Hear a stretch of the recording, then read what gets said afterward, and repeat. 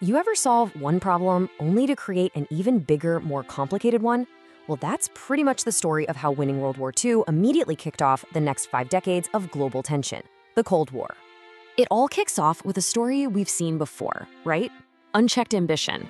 You've got one guy, Adolf Hitler, who decides he's going to reshape the entire world. And in doing so, he's about to drag everyone into the single deadliest conflict humanity has ever seen. And honestly, nobody should have been surprised. I mean, the guy was breaking treaties, invading his neighbors. He was basically telling the world, yeah, I'm doing exactly what I've been saying I'm gonna do. You just couldn't reason with him. Okay, so with Hitler on the move, the world just splits apart. And that split right there, that becomes the central conflict of World War II.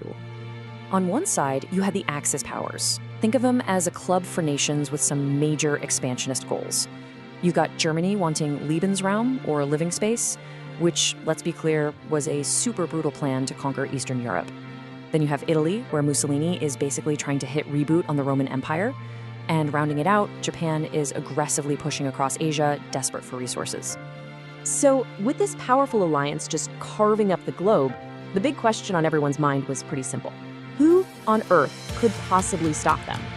While the answer came from maybe the strangest team-up in all of history, a total marriage of convenience, born out of pure desperation. And what's just wild is how different these partners were. I mean, you've got the capitalist democracies, the US and the UK, on one side, and on the other, the communist Soviet Union. These two systems couldn't be more opposed to each other. But they had one single, incredibly important thing in common. They both had to get rid of Hitler. And you know what? It worked. This odd couple was an amazing team. They basically put the squeeze on the Axis from both sides, west and east, and just fought their way across Europe until they literally met up in the rubble of Berlin. They'd done it. They'd won. But here's the thing. The second the cheering stopped, those deep cracks in their alliance, they didn't just show, they completely shattered. So for just a minute, everything was great. Yay, the war's over, the bad guys lost. But underneath all those handshakes and celebrations, a whole new power struggle was already bubbling up. See, when they all met up after the war, the Western leaders thought they had an ace up their sleeve, the atomic bomb. Their thinking was, if we tell Stalin about this insane city-destroying weapon, he'll have to be a little more cooperative, right? But when President Truman casually brings it up, Stalin barely even blinks. And why? Because his spies had already told him all about it. And right there, in that one moment, the West's trump card just vanished. It wasn't an advantage anymore, it was a standoff. Any trust that was there, poof, gone. And it wasn't just about atomic secrets either. With the common enemy gone, the next huge problem was, okay, what happens to Europe? Specifically, who gets to call the shots for all those countries the Red Army just liberated? So to try and cool things down, Stalin makes this big promise. He tells Roosevelt and Churchill, don't worry, all these countries in Eastern Europe, they'll get free and fair elections. They'll choose their own governments.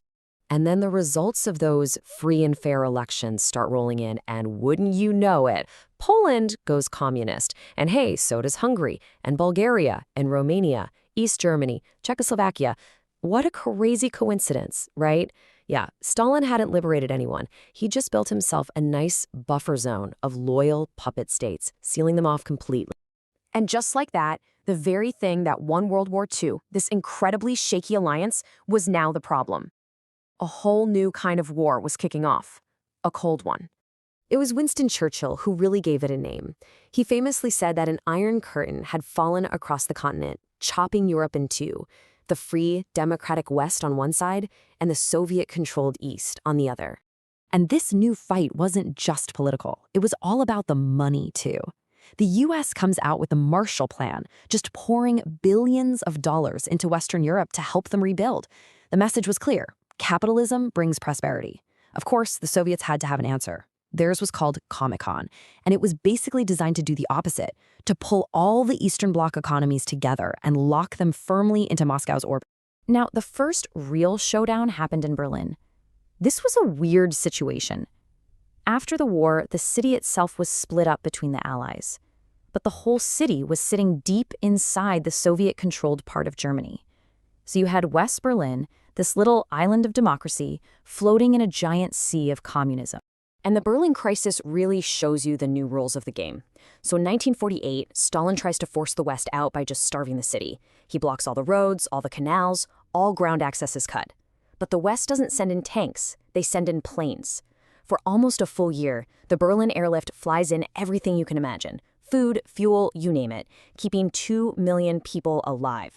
And in the end, Stalin had no choice but to back down. It was a huge symbolic win for the West. So, round one goes to the West. They proved they wouldn't back down. But right when they were probably feeling pretty good about themselves, some news broke. News that would change everything. It shattered their confidence, completely shifted the balance of power, and raised the stakes of this new conflict to a terrifying new level. Yep. In 1949, the Soviet Union successfully tested its very own atomic bomb. Just like that, the American nuclear monopoly was gone.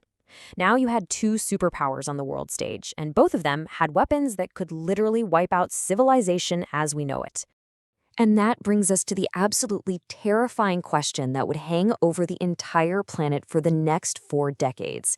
When you have two superpowers, both armed for mutual destruction, with tensions flaring up everywhere from Berlin to Asia, how in the world do you keep a Cold War from suddenly turning catastrophically hot?